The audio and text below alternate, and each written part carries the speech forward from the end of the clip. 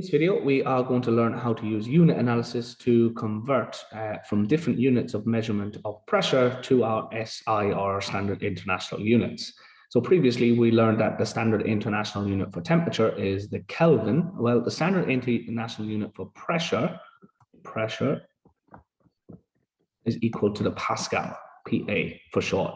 Pascal. Okay. Now, sometimes you'll see pressure in atmospheres. Sometimes you'll see pressure in other versions of this unit, Pascal. So you will see sometimes this unit with a prefix in front of it. So that's a word in front of it like this, kilo Pascal.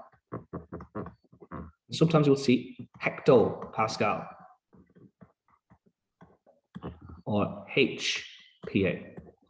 Now, these prefixes, these little words in front, have very specific meanings. Kilo means thousand. So that gives us this relationship in that 1 kPa is equal to, or for every 1 kPa, there are 1,000 pascals. So 1,000 pascals per 1 kilogram. Or we can also reverse this. We can say that there are 1,000 PAs for every 1 kPa. And underneath then, hecto means 100. So that means for every 1 hectopascal, HPA, there are 100 pascals. Or again, we could flip this upside down. We could say there are 100 pascals for every 1 hectopascal.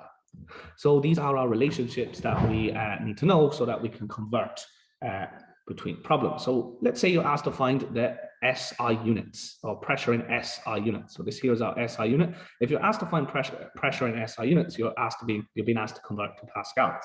So let's take a problem. Let's say that we have, let's say we have 70 kilopascals.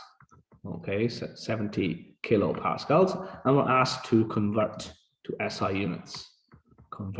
And anytime we're using calculations, we usually want to use our SI units. So we need to change this to pascals before we begin. So how do we do this? Well, we set up a unit analysis. I've shown you how to do this before. Hopefully it's not the first time you're seeing this, where we use a conversion factor. We multiply this by a fraction that links together the two things we want to convert between. So we want to link between kilopascals and pascals. Now, what we're doing here is essentially we want to divide kilopascals by kilopascals so they cancel out. So I'm going to make sure that kilopascals is on the bottom here, and then pascals is on the top.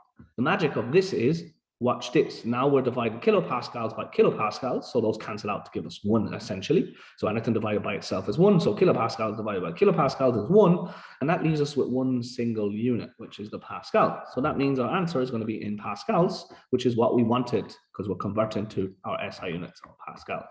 Good. So now we need to write down, well, what's the numerical relationship between pascals and kilopascals? So that would be, okay, well, there are 1,000 pascals for every 1 kilopascal.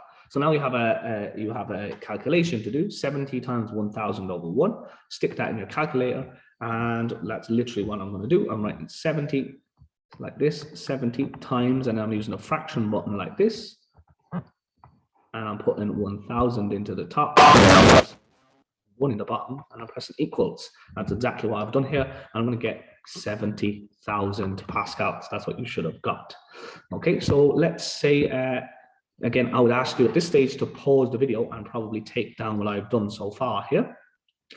Okay, and now that you have that taken down, you are ready to have a go at this one. So you do this one. Okay, so let's say you have 15 kilopascals. Convert that to SI units. Pause the video and do that now. Okay, well, what you should have done here is you should have said, okay, so we'll set up our unit analysis. Okay, and if you didn't, make sure you do this right. We want kilopascals on the denominator of this fraction so that they cancel with those kilopascals. And I always start, notice I've written no numbers yet. I always start with the units. That leaves me pascals on the top, which is good. That's what I want because my answer needs to be in pascals.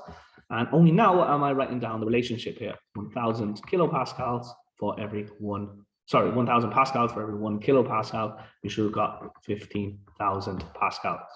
All right, give you another one to do. Let's say you have 347 hectopascals. So what I'm going to get you to do is I'm going to set this up. So you need to now take it from here decide what units on the top, what units on the bottom, and then write down the relationship between them. Pause the video and do that now.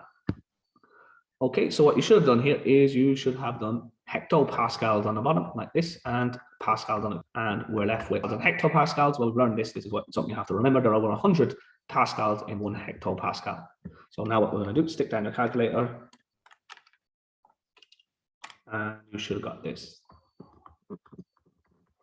Well done if you got that right.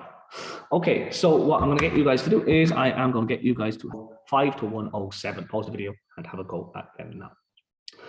Okay, so we will go through the rest of them in class the next day. You should be fairly confident that those are right. There's one thing that I want to point out to you then, and that is this line here, this bullet point. We talked before about this thing called STP. This is what's called standard temperature and pressure. That's what these stand for, standard temperature and pressure.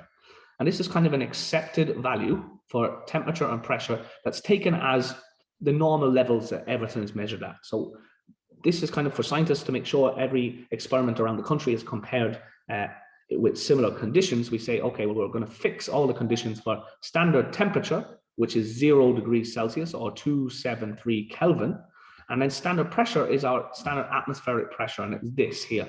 It's 1 by 10 to the 5 pascal, okay? Or for short, STP. The P bit, the standard pressure, is this number here. So it's probably worth making a note of that. Standard pressure is 1 by 10 to the 5 pascals. Okay, so that's that. That's converting pressure. And we'll see you in the next video where we're going to talk about volume. All right, guys. So see you in the next video.